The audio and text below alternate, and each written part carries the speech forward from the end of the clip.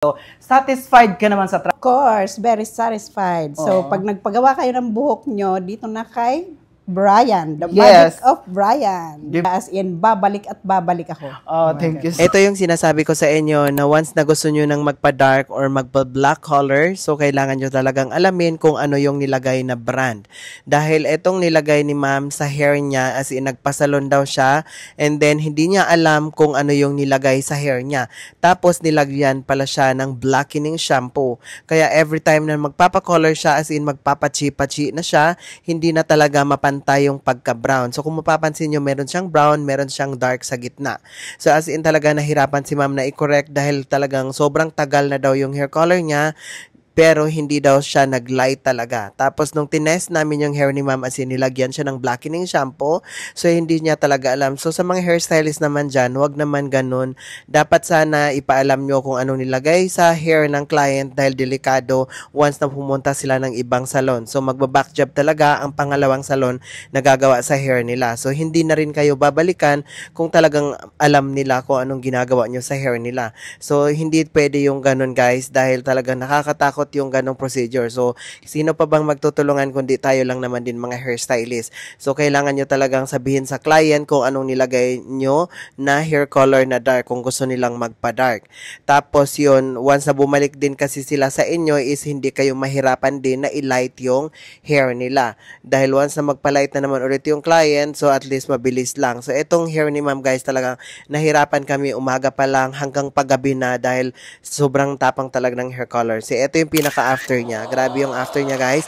Nagawan pa rin natin ng paraan. So ito lang talaga kinaya niya ng brown, at least man lang mag-blend yung pinaka-white hair niya dahil yung white hair talaga ang pinaka-problema niya. So ito yung pinaka-harap. Ito guys, ito yung masasabi ko na talagang the only one, authentic talagang the magic. So ito guys, etong hair talaga, alam nyo mga hairstylist na ang pinaka-worst na hair color talaga is yung mga shampoo color na hindi talaga natin kaya kung talaga hindi natin paglaanan ng time. So ito guys, umupo si ma'am ng umaga hanggang ito talagang gabing-gabi na. So malayo pa sila, so talagang grabe yung time. So sa Europe pa lang ako, nakikita ko na yung vlog ni Brian. So sabi ko, pwede kayang itry ito. Baka sakaling yung transformation ko talagang transform na talaga.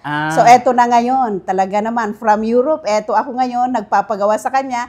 And then finally, eto, very satisfied ako sa ginawa niya. Once na mag-DIY kayo, so piliin nyo yung mga trusted brands. So mga hairstylist dyan, so paalala lang, kung gusto nyo magkaroon ng client na madami, so make it sure ipaalam nyo sa client kung ano yung nilalagay ng mga gamot nyo para meron silang option once na pumunta sila sa ibang salon pag tinanong ano yung mga gamot na nilagay, so matutulungan nyo sila. So, kung gusto nyo lang naman.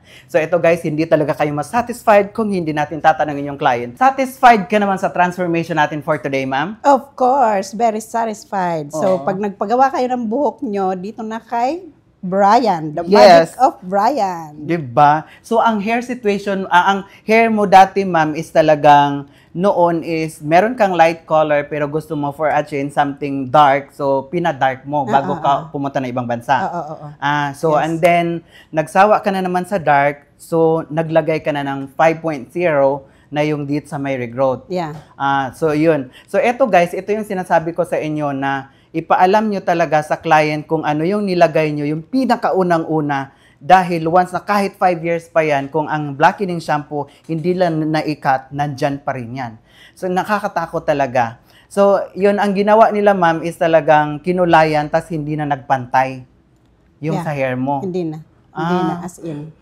So, hindi mo ano, ma'am, hindi mo in-expect na yung hair mo is magawan siya ng paraan? Hindi, never. So, hanggat na ano ko yung vlog mo, sabi ko, aba, maganda to Sabi ko, pwede kong i-try. So, eto na nga.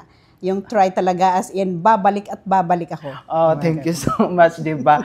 Ito guys, grabe talaga. As in, para akong lalagnatin sa hair ni ma'am guys. Na talagang grabe yung ano niya, back-to-back foil. As in, mabigat talaga siya. So, hindi ka naman nabigatan sa foil kanina, ma'am? Sobrang mabigat nga kaya tiniis ko na lang yung gutom ko kanina.